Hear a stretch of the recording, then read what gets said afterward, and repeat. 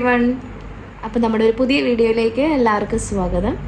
അപ്പോൾ ഇന്നത്തെ വീഡിയോ എന്താണെന്ന് വെച്ച് കഴിഞ്ഞിട്ടുണ്ടെങ്കിൽ നമ്മുടെ ചക്കി മോളുടെ ഫസ്റ്റ് ബർത്ത്ഡേ ആണ്. ഫസ്റ്റ് ബർത്ത്ഡേ എന്ന് പറഞ്ഞു കഴിഞ്ഞിട്ടുണ്ടെങ്കിൽ അത് ഡേ ആഫ്റ്റർ ടുമോറോ ആണ്. പക്ഷേ 7th നവംബർ. പക്ഷെ അതിനു മുമ്പ് ഞങ്ങൾക്ക് ഇങ്ങനെ ഒരു വീഡിയോ ചെയ്യണം തോന്നി. ഇതിപ്പോൾ പ്രണവിനോടും കൂടെ സംസാരിച്ചിട്ടാണ് ഇപ്പോൾ ഈ വീഡിയോ ചെയ്യുന്നത്. പക്ഷേ അൺഫോർച്ചുനേറ്റ്ലി പ്രണവ് ഈ വീഡിയോയിൽ സംസാരിക്കും എന്നുള്ള ഒരു പ്രതീക്ഷ എനിക്കില്ല. സംസാരിക്കാനുള്ള ചാൻസേ ഇല്ല. എന്നാലും ഞാൻ പറയണം, കാരണം എൻ്റെ മക്കൾക്ക് 2 പേർക്ക് വേണ്ടിയിട്ടാണ് പ്രത്യേകിച്ച് ഈ വീഡിയോ ചെയ്യുന്നത്. അവർ നമ്മൾ കടന്നുപോയ വഴികളൊക്കെ എന്നും പറഞ്ഞ് ബോറടിപ്പിക്കാനൊന്നും പോകുന്നില്ല. ഈ വീഡിയോ ഇടയ്ക്കെങ്കിലും അവർ കുറച്ച് വലുതാകുമ്പോൾ അല്ലെങ്കിൽ കുറച്ച് മെച്യൂറാകുമ്പം ഇത് കണ്ടാലും മതി, അവർക്ക് മനസ്സിലാവും ഞങ്ങൾ 2 പേര് എങ്ങനെയാണെന്നും ഞങ്ങൾ എങ്ങനെയാണ് സ്റ്റാർട്ട് ചെയ്തത്, ഞങ്ങളിപ്പോൾ എവിടെയാണ് ഉള്ളത്, അതൊക്കെ ആ ഒരു ഡിഫറൻസൊക്കെ അവർ മനസ്സിലാക്കണ്ടേ. പിന്നെ വേറൊരു കാര്യം കൂടി ഉള്ളത്, ഇത് പറയാൻ വേണ്ടിയിട്ട് എനിക്കൊരു സമയം ആവശ്യമായിരുന്നു. ഞാനിപ്പോൾ ഒരു ഹീലിംഗ് പ്രോസസ്സിലായിരുന്നു എന്ന് വേണേൽ പറയാം. ഇപ്പം ഞാൻ ഹീലായ അവസ്ഥയിലാണ്. എനിക്ക് അതിനുള്ള ധൈര്യമുണ്ട് ഇപ്പം അത് പറയാൻ വേണ്ടിയിട്ട്. അതുകൊണ്ടാണ് ഇപ്പോൾ ധൈര്യമായിട്ട് നിങ്ങളുടെ മുമ്പിൽ ഇങ്ങനെ ഒരു വീഡിയോ ചെയ്യാമെന്ന് വിചാരിക്കുന്നത്. അപ്പോൾ ഞാൻ പറയാൻ പോകുന്നത് ഞങ്ങളുടെ കുഞ്ഞുങ്ങളുടെ റിലേറ്റഡ് ആയിട്ടുള്ള കാര്യങ്ങളാണ്. അപ്പോൾ കല്യാണം കഴിച്ചിട്ട് മുമ്പുള്ള കാര്യം വരെ പറയണമല്ലോ. അപ്പോൾ അതുകൊണ്ട് ഞങ്ങൾ ജസ്റ്റ് പറയാണ്, നമ്മൾ സ്നേഹിച്ച് കല്യാണം കഴിച്ചവരാണ്. 2018 നമ്മുടെ കല്യാണം നടന്നിട്ടുള്ളത്. അങ്ങനെ 2018 കല്യാണം കഴിഞ്ഞു. 1 മാസം ഞങ്ങൾ നാട്ടിൽ നിന്നു. അതിനുശേഷം പിന്നെ പ്രണവിൻ്റെ ബോസിൻ്റെ ഹെൽപ്പോട് കൂടിയിട്ട് എന്നെയും കൊണ്ട് പ്രണവ് ബഹ്റിനിലേക്ക് വന്നു. അങ്ങനെ ഞങ്ങൾ വന്ന് തുടങ്ങിയ ജീവിതം എന്ന് പറഞ്ഞു കഴിഞ്ഞാൽ എപ്പോഴും പ്രണവ് പറയുന്നത് 0യിൽ നിന്ന് തുടങ്ങിയ ഒരു ജീവിതമായിരുന്നു. പക്ഷേ ഭയങ്കര സന്തോഷം. നല്ല ഒരു ഒത്തിരി പൈസ ഉണ്ടോയെന്ന് ചോദിച്ചാൽ ഒത്തിരി പൈസയൊന്നുമില്ല. പക്ഷെ ഞങ്ങൾ ഭയങ്കര ഹാപ്പി ആയിരുന്നു. ഞങ്ങൾ ഓക്കെ ആയിരുന്നു ആ ലൈഫിൽ. അങ്ങനെ എന്താ പറയുക, 2021 ആച്ചുക്കുട്ടൻ ഉണ്ടാവുന്നത്. അപ്പോൾ 2018 to 2019 ഏകദേശം നമ്മൾക്ക് ഇവിടെ വന്നിട്ട് ജോലിയൊക്കെ കിട്ടുന്നവർക്ക് അറിയാം, പ്രവാസികൾക്ക് അറിയായിരിക്കും. 1 വർഷത്തോളം നമ്മളിപ്പോൾ കൺസീവ് ആയി കഴിഞ്ഞിട്ടുണ്ടെങ്കിൽ നമ്മൾ ജോലി റിസൈൻ ചെയ്യേണ്ടി വരും. അപ്പോൾ അതുകൊണ്ട് 1 വർഷം നമ്മൾ അങ്ങനെ പ്രഗ്നൻസി ഒന്നും വേണ്ട എന്നുള്ളൊരു തീരുമാനത്തിലായിരുന്നു. പിന്നെ അതിനുശേഷം ഒരു 2019 നമ്മൾ ട്രൈ ചെയ്ത് തുടങ്ങി ഒരു കുഞ്ഞുണ്ടാവാൻ വേണ്ടിയിട്ട്. പക്ഷേ അപ്പോഴൊന്നും ആകുന്നില്ല. അപ്പോൾ എനിക്കാണ് ഏറ്റവും കൂടുതൽ സ്ട്രെസ് ഉണ്ടായിരുന്നത്. പ്രണവിന് അത്ര സ്ട്രെസ്സൊന്നും ഇല്ലായിരുന്നു, പക്ഷേ എനിക്ക് ഭയങ്കര സ്ട്രെസ്സായിരുന്നു. ഞാൻ എന്നിട്ട് ഡോക്ടേഴ്സിനെയൊക്കെ, ഞാനിപ്പോൾ ഹോസ്പിറ്റലിൽ വർക്ക് ചെയ്യുന്നതുകൊണ്ട് തന്നെ എനിക്കറിയാവുന്ന ഒരു ഡോക്ടറുണ്ട്. അപ്പോൾ ഡോക്ടറിനെ പോയി കണ്ടു. ആദ്യം കയറി ഡോക്ടറിൻ്റെ അടുത്ത് ചെല്ലുമ്പം തന്നെ ഞാനായിട്ട് അങ്ങോട്ടൊരു സജഷൻ പറയാം ഡോക്ടറിൻ്റെ അടുത്ത്, IVF ചെയ്താലോ എന്ന്. അപ്പോൾ അങ്ങനെ പറഞ്ഞപ്പോൾ ഡോക്ടറിനെ കുറേ വഴക്കൊക്കെ പറഞ്ഞു. നീ അതിനുള്ള ഇതായിട്ടില്ല, നീ എന്താ ഇപ്പോഴേ അങ്ങനെ IVF ചെയ്യണമെന്ന് പറയുന്നതെന്നൊക്കെ പറഞ്ഞിട്ട് ഡോക്ടർ എന്നെ വഴക്ക് പറഞ്ഞു. അപ്പോൾ ഡോക്ടർ പറഞ്ഞു കുറച്ച് നമുക്കൊരു ടെസ്റ്റൊക്കെ ചെയ്ത് നോക്കാം. എന്നിട്ട് അപ്പോൾ എനിക്ക് ഇറഗുലർ മെൻസ്ട്രേഷൻ്റെ ഇഷ്യൂസ് ഉണ്ട്, ഓൾറെഡി ഉണ്ട്. എൻ്റെ മുമ്പിലത്തെ വീഡിയോസൊക്കെ കണ്ടിട്ടുള്ളവർക്ക് ഏകദേശം അറിയായിരിക്കും. എനിക്ക് അങ്ങനെ ഒരു ഇഷ്യൂ ഉണ്ടായിരുന്നു, കല്യാണത്തിന് മുമ്പ് മുതലേ ഉണ്ടായിരുന്നു. പക്ഷെ ഞാൻ അതത്ര ശ്രദ്ധിച്ചിട്ടില്ല, അതിനെ അത്ര കെയർ ചെയ്തിട്ടില്ല. ഒരു 2 months ആയില്ലെങ്കിലും 3rd monthലാവും, അങ്ങനത്തെ ഒരു അവസ്ഥയിലായിരുന്നു. അതുകൊണ്ട് അതിനോടുക്കുറിച്ചുള്ള മെഡിക്കൽ ഫീൽഡിലായിട്ടും കൂടി ഞാൻ അത്ര കെയർ ചെയ്തില്ല അതിനെ എന്ന് വേണം പറയാൻ വേണ്ടിയിട്ട്. അത് കഴിഞ്ഞിട്ട് പിന്നെ ഡോക്ടർ പറഞ്ഞാൽ നമുക്ക് കുറച്ച് ടെസ്റ്റുകളൊക്കെ ചെയ്യാമെന്ന് പറഞ്ഞു. അങ്ങനെ ഞാൻ എൻ്റെ തൈറോയിഡിൻ്റെ ടെസ്റ്റ് ചെയ്യുന്നത്. തൈറോയിഡിൻ്റെ ടെസ്റ്റ് ചെയ്തപ്പോൾ എനിക്ക് ഹൈപ്പോ തൈറോയിഡിസം ഉണ്ടെന്ന് മനസ്സിലായി. പിന്നെ വേറെ കുറച്ച് ടെസ്റ്റുകൾ ചെയ്തപ്പോൾ PCOD ഉണ്ടെന്നും മനസ്സിലായി. അപ്പോൾ ഈ 2 സാധനങ്ങളും എല്ലാവർക്കും അറിയാവുന്നതുപോലെ തന്നെ കുട്ടികൾ ഉണ്ടാകുന്ന കാര്യത്തിൽ അത്ര ഈസി ആയിട്ട് നമുക്കതങ്ങനെ നടക്കില്ല. അപ്പോൾ അതിനുള്ള മെഡിക്കേഷൻസും മറ്റുമൊക്കെ സ്റ്റാർട്ട് ചെയ്തിട്ട് എന്താ പറയുക, എനിക്ക് ഭയങ്കര പ്രാർത്ഥനയാണ് ആ സമയത്തൊക്കെ. ഒത്തിരി പേരെ നമ്മൾ കാണുന്നുണ്ട്, കുട്ടികളാവാത്തവരെയൊക്കെ. അപ്പോൾ എനിക്ക് ഭയങ്കര പ്രശ്നം, എനിക്ക് നാട്ടിൽ പോകാൻ പറ്റില്ല, എനിക്ക് ആൾക്കാരെ ഫേസ് ചെയ്യാൻ പറ്റില്ല, അങ്ങനത്തെ കുറേയധികം പ്രശ്നങ്ങളാണ് ഞാൻ പ്രണവിൻ്റെ അടുത്ത് പറഞ്ഞുകൊണ്ടിരുന്നത്. പ്രണവാണെങ്കിലും ഓക്കെ, എന്നാൽ നാട്ടിൽ പോകണ്ട അല്ലെങ്കിൽ ആരെ ഫേസ് ചെയ്യണ്ട, അങ്ങനെ എൻ്റെ കൂട്ടത്തിൽ ആ സമയത്തെല്ലാം എല്ലാത്തിനും പ്രണവ് കൂടെ നിൽക്കുന്ന ഒരു സമയം. അങ്ങനെ ഞാൻ ഈ ട്രീറ്റ്മെൻറ്റ് സ്റ്റാർട്ട് ചെയ്തു. തൈറോയിഡിൻ്റെ മെഡിസിനൊക്കെ എടുത്തു തുടങ്ങി. ട്രീറ്റ്മെൻറ്റ് എന്ന് പറയാൻ വേണ്ടി കുട്ടികൾ ഉണ്ടാകാൻ വേണ്ടിയിട്ടുള്ള ട്രീറ്റ്മെൻറ്റ് അല്ല കേട്ടോ, എൻ്റെ ഇറഗുലർ മെൻസ്ട്രേഷൻ്റെ ട്രീറ്റ്മെൻറ്റുകളാണ് തുടങ്ങിയത്. അങ്ങനെ കുറച്ച് നാൾ അതിൻ്റെ ഇടയ്ക്ക് ഞങ്ങൾ എത്ര തവണ എപ്പോഴെല്ലാം നമ്മുടെ പീരിയഡ്സ് മിസ്സാവുന്നോ അപ്പോഴെല്ലാം നമ്മൾ ടെസ്റ്റ് ചെയ്തുകൊണ്ടേയിരിക്കും. എന്തോരം ടെസ്റ്റുകൾ ഞങ്ങൾ ചെയ്തിട്ടുണ്ടെന്ന് ചോദിച്ചാൽ പറയാനില്ല. ഒരു സമയമായപ്പോൾ ഞങ്ങൾക്കേ പ്രതീക്ഷയില്ലാണ്ടായി ഇനിയിപ്പോൾ കുട്ടികൾ ഉണ്ടാവില്ലായിരിക്കും. അങ്ങനെയുള്ളൊരു സ്റ്റേജിലേക്ക് ഞങ്ങൾ രണ്ടുപേരുടെയും ചിന്തകളൊക്കെ വന്നു തുടങ്ങി. അപ്പോൾ ഞാൻ എന്നും ഭയങ്കരമായിട്ട് പ്രാർത്ഥിക്കും. അപ്പോൾ വീട്ടിൽ നിന്ന് മമ്മിയൊക്കെ വിളിക്കുന്ന സമയത്ത് മമ്മി എപ്പോഴും പറയും പ്രാർത്ഥിക്ക്, നന്നായിട്ട് പ്രാർത്ഥിക്ക്, അപ്പോൾ എല്ലാം ശരിയാവും എന്ന് പറയുന്നതുകൊണ്ട് തന്നെ ഞാൻ ഭയങ്കര പ്രാർത്ഥനയായിരുന്നു. അങ്ങനെ എനിക്കൊന്ന് പ്രതീക് നാട്ടിൽ നിന്ന് അപ്പോഴത്തേക്ക് ഇവിടെ ജോലി കിട്ടിയിട്ട് അവനും ഇങ്ങോട്ട് വന്നു. അപ്പോൾ ഇടയ്ക്ക് ഇങ്ങനെ ഓഫ് ഡേയ്സിലൊക്കെ പ്രതീക് നമ്മുടെ വീട്ടിൽ വരാറുണ്ട്. അങ്ങനെ ഒരു ദിവസം പ്രതീക് വീട്ടിൽ വന്ന സമയത്ത് ഈ പ്രതീക് വരുന്ന സമയത്ത് നമ്മൾ ഓൾറെഡി അവൻ്റെ അടുത്ത് പറഞ്ഞിട്ടുണ്ടായിരുന്നു കുറച്ച് പ്രഗ്നൻസി ഡിറ്റക്ഷൻ കിറ്റ് മേടിച്ചിട്ട് വരണമെന്ന്. അപ്പോൾ അവൻ അതെല്ലാം ആയിട്ടാണ് വന്നത്. അപ്പോൾ അവൻ വന്ന് കുറച്ച് നാൾ കഴിഞ്ഞിട്ട് ഇതുപോലെ ഒരു ഓഫ് ഡേയിൽ അവനും വീട്ടിൽ വന്നു. അങ്ങനെ ഇരിക്കുന്ന സമയത്ത് ഞാൻ വെറുതെ പ്രണവിനോട് സംസാരിച്ചുകൊണ്ടിരിക്കുമ്പോൾ ഞാനിങ്ങനെ പറഞ്ഞു, പ്രണവ് എനിക്കൊരു ഡൗട്ട്, ഒന്ന് ചെക്ക് ചെയ്ത് നോക്കിയാലോ എന്നൊക്കെ പറഞ്ഞപ്പോൾ പ്രണവ് പറഞ്ഞു, എന്നാൽ നീ ഒന്ന് ചെക്ക് ചെയ്ത് നോക്കി, ഇഷ്ടംപോലെ പ്രഗ്നൻസി കിട്ടല്ലേ ഇവിടെ ഇരിക്കുന്നത്, അതുകൊണ്ടൊന്ന് ചെക്ക് ചെയ്ത് നോക്കിയെന്ന് പറഞ്ഞു.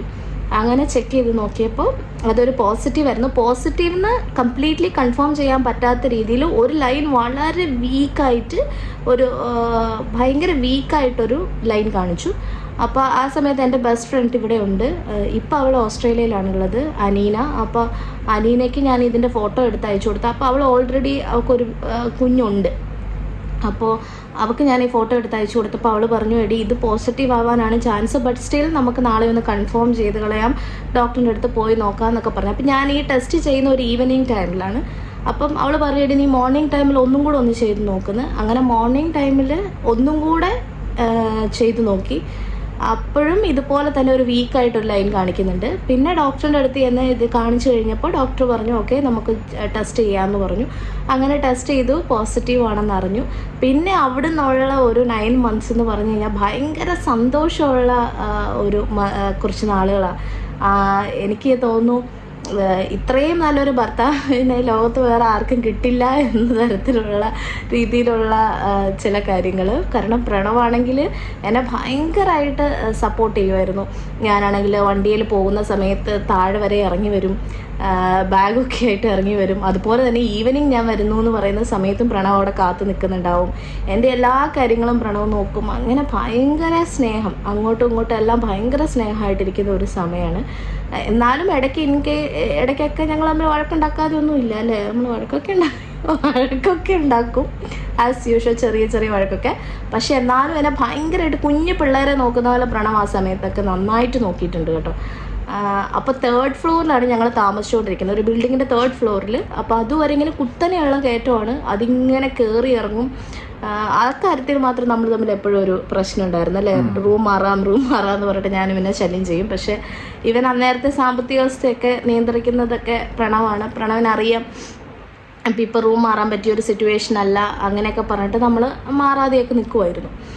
അത് കഴിഞ്ഞിട്ട് എനിക്ക് തോന്നുന്നു August 15 മുമ്പ് നമ്മൾ റൂം മാറി. കാരണം എൻ്റെ 9th month ഒക്കെ ആയപ്പോഴത്തേക്കും എൻ്റെ സിറ്റുവേഷൻ, ഈ കയറി ഇറങ്ങുന്ന സിറ്റുവേഷനൊക്കെ ഭയങ്കര ബുദ്ധിമുട്ടാണെന്ന് പ്രണവിന് മനസ്സിലായിട്ട് പ്രണവ് വേറൊരു റൂമിലേക്ക് മാറാമെന്ന് പറഞ്ഞിട്ട് നമ്മൾ സെഗയ എന്ന് പറയുന്ന ഒരു സ്ഥലത്തെ റൂമിലേക്ക് മാറി. പ്രണവ് സാധനങ്ങളെല്ലാം മാറ്റി. അപ്പോൾ ഞാൻ പക്ഷേ കംപ്ലീറ്റായിട്ട് നമ്മൾ മാറിയില്ല, സാധനങ്ങൾ മാത്രം മാറ്റിക്കൊണ്ടിരിക്കുന്നു. അങ്ങനെ ഒരു ദിവസം നമ്മൾ ഡിസൈഡ് ചെയ്തു ഇന്ന് നമുക്ക് മാറാമെന്ന് പറഞ്ഞിട്ട് ഡിസൈഡ് ചെയ്തു. അങ്ങനെ ഡിസൈഡ് ചെയ്ത് നമ്മൾ മാറി. പിറ്റേ ദിവസം ഈവൻ ഗ്യാസ് സ്റ്റൗ പോലും നമ്മൾ കൊണ്ടുപോയി വെച്ചിട്ടില്ല, നമ്മൾ കുക്കിംഗ് ഒന്നും സ്റ്റാർട്ട് ചെയ്തിട്ടില്ല. പിറ്റേ ദിവസം എനിക്ക് ഒരു ഈവനിങ് ഒക്കെ ആയപ്പോഴത്തേക്കും പെയിൻ സ്റ്റാർട്ട് ചെയ്തു. അങ്ങനെ ഹോസ്പിറ്റലിലെത്തി. August 15 അച്ചുക്കുട്ടൻ ഉണ്ടായി. അത് പറഞ്ഞ പോലെ തന്നെ ഒരു സ്വർഗം കിട്ടിയ സന്തോഷം രണ്ടുപേർക്കും. പിന്നെ എസ്പെഷ്യലി പറയാനുള്ളത്, ഞാൻ പറഞ്ഞതുപോലെ ഈ സമയത്തൊക്കെ എനിക്ക് ഭയങ്കര പ്രാർത്ഥനയായിരുന്നു. ഞാനാണെങ്കിൽ മാതാവിനോട് ഭയങ്കര പ്രാർത്ഥിച്ച് എന്താ പറയുക, കിട്ടിയൊരു മോനാണ് എൻ്റെ അച്ചുക്കുട്ടൻ. അപ്പോൾ എനിക്ക് കറക്റ്റ് എൻ്റെ മോൻ ഉണ്ടായതും August 15, അത് മാതാവിൻ്റെ ദിവസമാണെന്ന് ക്രിസ്ത്യൻസിന് അറിയായിരിക്കും. അപ്പോൾ ആ ദിവസം തന്നെ എനിക്ക് എൻ്റെ മോനെ കിട്ടി. അത് ഭയങ്കര ഒരു വലിയ ബ്ലെസ്സിങ് ആണെന്ന് വിചാരിച്ച ആളാണ് ഞാൻ. പക്ഷേ അതിനുശേഷം ഞാൻ ഹോസ്പിറ്റലിൽ നിന്ന് ഡിസ്ചാർജായി വീട്ടിൽ വന്നപ്പോൾ മുതൽ എനിക്ക് തോന്നുന്നു എൻ്റെ ഹോർമോൺസ് തലകീഴ് മറിഞ്ഞു, ഞങ്ങളുടെ സാഹചര്യങ്ങൾ തലകീഴ് മറിഞ്ഞു. കാരണം പ്രണവിന് അതുവരെ അധികം അവരുടെ കമ്പനിയിൽ അധികം ബിസിനസ്സും കാര്യങ്ങളൊന്നും ഉണ്ടായിരുന്നില്ല, തിരക്കും അധികം ഉണ്ടായിരുന്നില്ല. പക്ഷേ ആ ഡെലിവറി കഴിഞ്ഞ ഉടനെ തന്നെ പ്രണവിന് അങ്ങ് തിരക്ക് കൂടി. തിരക്ക് കൂടിയിട്ട് ഭയങ്കര, അതുമാത്രമല്ല ഹോസ്പിറ്റലിൽ നിന്ന് ചെറിയ ചെറിയ പ്രശ്നങ്ങളൊക്കെ എൻ്റെ ഉള്ളിലുണ്ട്. ഡെലിവറി സമയത്ത് പ്രണവകത്ത് കയറിയില്ല, ഞാനെല്ലാം റെഡി. അന്ന് കൊറോണയുടെ സമയമല്ലേ, അപ്പോൾ കൊറോണ ടെസ്റ്റൊക്കെ ചെയ്ത് പ്രതീകും പ്രണവും കൊറോണ ടെസ്റ്റൊക്കെ ചെയ്ത് റെഡിയാക്കി ഞാനിവരെ നിർത്തിയിരിക്കുന്നതാണ്. പ്രതീകിനെ ഉള്ളിൽ കയറ്റാൻ വേണ്ടിയിട്ടല്ല, പ്രണവിനെ കയറ്റാൻ വേണ്ടിയിട്ടല്ല ഞാൻ റെഡിയാക്കി വെച്ചിരിക്കുക. പക്ഷേ എൻ്റെ കൊളീഗ്സൊക്കെ കൂടെ വന്ന്, ഇതിൻ്റെ സ്റ്റോറി ഞാനിതിനു മുമ്പ് ഒരു വീഡിയോ ചെയ്തിട്ടുണ്ട് കേട്ടോ. എൻ്റെ കൊളീഗ്സൊക്കെ വന്ന് എല്ലാവരും കൂടെ റൂം ഫുൾ ആൾക്കാരായപ്പോഴത്തേക്കും പ്രണവ് പെട്ടെന്ന് കൺഫ്യൂസ്ഡ് ആയി പോയി എന്നാണ് പ്രണവ് പറയുന്നത് അല്ലേ. കയറാൻ പറ്റുമോ ഇല്ലയോ എന്നുള്ള ഒരു സംശയത്തിലായി പോയി. കാരണം എന്നിട്ട് പ്രണവ് കയറിയില്ല. ഡെലിവറിയുടെ സമയത്ത് പ്രണവിനെ കാണുന്നില്ല. അപ്പോൾ പ്രണവിൻ്റെ കസിൻ സിസ്റ്റർ ഉണ്ട്, ചേച്ചി ബിജുലേച്ചി ഉണ്ട്. അപ്പോൾ ബിജുലേച്ചി പെട്ടെന്ന് പറഞ്ഞു, അയ്യോ നെട്ടു എവിടെ, നെട്ടു എന്നാട്ടോ പ്രണവിനെ വീട്ടിൽ വിളിക്കുന്നത്. അപ്പോൾ നെട്ടു എവിടെയെന്ന് ചോദിച്ച് ചേച്ചി അവിടെ നിന്ന് ചോദിക്കുന്നത് ഞാൻ കേൾക്കുന്നുണ്ട്. എനിക്ക് പെയിനൊന്നും ഇല്ല, ബിക്കോസ് എനിക്ക് എപ്പിഡ്യൂറൽ എടുത്തിട്ട് എനിക്ക് പെയിനൊന്നും ഉണ്ടായിരുന്നില്ല. അങ്ങനെ എന്താ പറയുക, ഇപ്പം അച്ചുക്കുട്ടൻ്റെ കാര്യം ഇത്ര ഞാൻ ഡീറ്റെയിൽ ആയിട്ടൊരു വീഡിയോ ചെയ്തിട്ടുണ്ട്. അതിൻ്റെ സെക്കൻഡ് പാർട്ട് ചെയ്തിട്ടില്ല എന്നേ ഉള്ളൂ, ഫസ്റ്റ് പാർട്ട് ഞാൻ ചെയ്തിട്ടുണ്ട്. അപ്പോൾ പ്രണവകത്ത് കയറി അങ്ങനെ ഡെലിവറി നടന്നു. ഡെലിവറിക്ക് ശേഷം തന്നെ എനിക്ക് നമ്മുടെ വെജൈനൽ ടിയറൊക്കെ ഉണ്ടായിരുന്നു. 3rd degree ടിയർ ഉണ്ടായിരുന്നത്. അത് ഭയങ്കര ഡിഫിക്കൽട്ട് സിറ്റുവേഷനാണ് കേട്ടോ. അതിന് ശേഷം എനിക്ക് കുറേ അധികം ഹെൽത്ത് ഇഷ്യൂസ് ഉണ്ടായി. ഈ എപ്പിഡ്യൂറൽ കഴിഞ്ഞപ്പോൾ അതിൻ്റെ ആണോ എന്നൊന്നും എനിക്കറിയത്തില്ല, അതോ ഈ ഡെലിവറിയെ സംബന്ധിച്ചുണ്ടായതാണോ എന്നറിയില്ല. ഭയങ്കര ബാക്ക് പെയിൻ ആയിരുന്നു, കാലിന് വേദന, അതിൻ്റെ ഇടയ്ക്ക് കോൺസ്റ്റിപ്പേഷൻ്റെ ഇഷ്യൂസ് ഉണ്ട്. ഒന്നാമത് സ്റ്റിച്ച് ഇഷ്ടം പോലെ ഇൻറ്റേർണൽ ഇതിലേക്കും എല്ലാ സ്റ്റിച്ചുണ്ട്. പക്ഷെ എന്നിട്ടും ഇങ്ങനെ ഒത്തിരി ഞാൻ സ്ട്രഗിൾ ചെയ്തു. അതിൻ്റെ കുറേ സ്ട്രെസ് ഉണ്ടായിരുന്നു. അതുപോലെ തന്നെ ഡെലിവറിക്ക് ശേഷം പ്രണവ് എന്നെ പഴയതുപോലെ ശ്രദ്ധിക്കുന്നില്ല. കാരണം സമയമില്ലാത്തതുകൊണ്ട് തന്നെ പ്രണവ് അധികം ശ്രദ്ധിക്കുന്നില്ല. പക്ഷേ ശരിക്കും പറഞ്ഞാൽ ഈ സിറ്റുവേഷനിൽ നമ്മളെ സഹായിച്ച ഒരാളെ നമ്മൾ മറക്കാതെ പറയേണ്ടത് നിധു ആണ്. നിധു പ്രണവിൻ്റെ കൂട്ടുകാരൻ്റെ വൈഫാണ്. 15 ദിവസം നിധു ഡെലിവറി കഴിഞ്ഞതിൻ്റെ പിറ്റേ ദിവസം മുതലാന്ന് തോന്നുന്നു അല്ലേ, ഞാൻ വീട്ടിലേക്ക് വന്നതിൻ്റെ അന്ന് അതിൻ്റെ പിറ്റേ ദിവസം മുതലെങ്ങാണ്ട് നിധു ഞങ്ങളുടെ കൂട്ടത്തിൽ വന്നു, നമ്മുടെ കൂട്ടത്തിൽ നിന്നു. എനിക്ക് സ്വന്തമായിട്ട് സഹോദരങ്ങളൊന്നും ഇല്ല, പക്ഷേ അതിലും വലുതായിട്ട് എനിക്ക് നിധുവിനെ അപ്പോൾ തോന്നി. കാരണം ഞാനും നിധുവും തമ്മിൽ അത്ര വലിയ ഫ്രണ്ട്ഷിപ്പ് ഉണ്ടോ എന്ന് ചോദിച്ചാൽ ഇല്ല. പക്ഷെ എന്നാൽ പ്രണവും സുമിത്തും തമ്മിൽ നല്ല ഫ്രണ്ട്ഷിപ്പായിരുന്നു. അപ്പോൾ അതിൻ്റെ ബേസിൽ പ്രണവിൻ്റെ ഭാര്യ എന്നുള്ള കൺസേൺ ആയിരിക്കാം, അതോ എന്നോടുള്ള താല്പര്യമാണോ എന്ന് എനിക്കറിയില്ല. അവർ വന്നു, അവൾ എൻ്റെ കൂട്ടത്തിൽ നിന്നു, എന്നെ ഒരുപാട് സഹായിച്ചു. എനിക്ക് ഒരിക്കലും നിധുവിനെ മറക്കാൻ പറ്റില്ല. ഈ സമയത്ത് എനിക്ക് നേരിട്ട് ഞാൻ താങ്ക്സ് പറഞ്ഞിട്ടുണ്ട്, എങ്കിൽ കൂടിയും അതെനിക്ക് റിയലായിട്ട് എക്സ്പ്രസ് ചെയ്യാൻ പറ്റിയിട്ടുണ്ടോ എന്ന് എനിക്കറിയില്ല. താങ്ക് യു വെരി മച്ച് നിധുവിനും സുമിത്തിനും. നിധു എൻ്റെ അടുത്തേക്ക് വന്ന സമയത്ത് സുമിത്ത് കുറേ അഡ്ജസ്റ്റ് ചെയ്തിട്ടുണ്ട്. അതൊക്കെ ഒരു വലിയ ഒരു കാര്യമാണ്, ആർക്കും അങ്ങനെ ചെയ്യാൻ പറ്റുന്നതല്ല, അവരുടെ ആ വലിയ മനസ്സ്. അപ്പോൾ അങ്ങനെ അപ്പോൾ ആ ദിവസങ്ങളിലെല്ലാം എനിക്ക് എൻ്റെ വീട്ടിലൊരു ചെറിയ ഇഷ്യൂ ഉണ്ടായിരുന്നു. നാട്ടിലൊരു ഇഷ്യൂ നടക്കുന്നത് അറിഞ്ഞിട്ട് അതിൻ്റെ സ്ട്രെസ്സും എനിക്കുണ്ടായിരുന്നു. അതിൻ്റെ ഇടയ്ക്ക് ഈ പ്രണവിൻ്റെ എൻ്റെ സിസ്റ്റർ റിലേറ്റഡ് ആയിട്ടൊരു ഇഷ്യൂ കേട്ടോ. അപ്പോൾ അതുപോലെ തന്നെ പ്രണവിൻ്റെ ഈ ഒരു പെരുമാറ്റവും കൂടെ കണ്ടപ്പോഴത്തേക്ക് എനിക്ക് ഭയങ്കര സങ്കടമായി. അങ്ങനെ അത് പോസ്റ്റ്മോർട്ടം ഡിപ്രഷനായിരുന്നോ എന്തായിരുന്നു എന്ന് എനിക്കറിയില്ല. രാവിലെ എഴുന്നേറ്റിരുന്ന് കരയുക, അതൊക്കെ ഒരു ഹോബിയായിരുന്നു. പിന്നെ എല്ലാം നെഗറ്റീവായിട്ടാണ്, തലകീഴ് മറിഞ്ഞു. അതുവരെ ഉണ്ടായിരുന്ന എല്ലാം മാറി മറിഞ്ഞു. എനിക്ക് പ്രണവിനെ കാണുന്നത് തന്നെ കലിപ്പായി തുടങ്ങി. അതുപോലെ തന്നെ പ്രണവ് എൻ്റെ അടുത്തുനിന്ന് ഡിറ്റാച്ച് ആയപ്പോൾ മുതൽ അച്ചുക്കുട്ടനെ എനിക്ക് കാണാൻ പാടില്ല. കാരണം മോൻ വന്നതിന് ശേഷമാണ് പ്രണവിന് എന്നോടുള്ള സ്നേഹം മാറിയത്, അല്ല സ്നേഹം പോയത് എന്നൊക്കെയുള്ള ഒരു ചിന്ത വന്നു. അങ്ങനെ കുറേയധികം പ്രശ്നങ്ങൾ അവിടെ സ്റ്റാർട്ട് ചെയ്തു. ശരിക്കും പറഞ്ഞാൽ മോൻ വന്ന സമയത്ത് എനിക്ക് ഒത്തിരി നല്ലതുണ്ടായിട്ടുണ്ട്. ഇതൊരു ചീത്തക്കാരിയായിട്ട് മാനസികമായിട്ടുണ്ടായ പ്രശ്നം ഒരു ചീത്തക്കാരിയാണ്. അതല്ലാണ്ട് എനിക്ക് അപ്പോഴത്തേക്കും തന്നെ ഡെലിവറി കഴിഞ്ഞ് 2 ദിവസം എങ്ങാണ്ട് കഴിഞ്ഞപ്പോൾ തന്നെ എനിക്ക് വേറൊരു ഹോസ്പിറ്റലിൽ നിന്നൊരു ഓഫർ വരുന്നു. എൻ്റെ കറൻറ്റ് സാലറിയിൽ നിന്ന് കഴിഞ്ഞും ഡബിൾ സാലറിയിലാണ് ആ ജോലിയുടെ ഓഫർ വന്നത്. അങ്ങനെ ആ ഓഫർ നമ്മൾ സ്വീകരിക്കുന്നു. ഇവിടുന്ന് ഞാൻ മെറ്റേണിറ്റി പീരീഡിൽ നിൽക്കുമ്പോൾ തന്നെ ഞാനത് റെസിഗ്നേഷൻ കൊടുക്കുന്നു. പിന്നെ അത് കഴിഞ്ഞിട്ട് ജോലി മാറി 3 മാസത്തിനുള്ളിൽ ഞാൻ ജോലിക്ക് കയറിയതിന് ശേഷം അടിപൊളി, കുഴപ്പമില്ല, ഇതുവരെ ഉണ്ടായിരുന്നതിനെ കഴിഞ്ഞും കൂടുതൽ അടിപൊളിയായിട്ട് ഞങ്ങൾ ജീവിക്കാൻ തുടങ്ങി.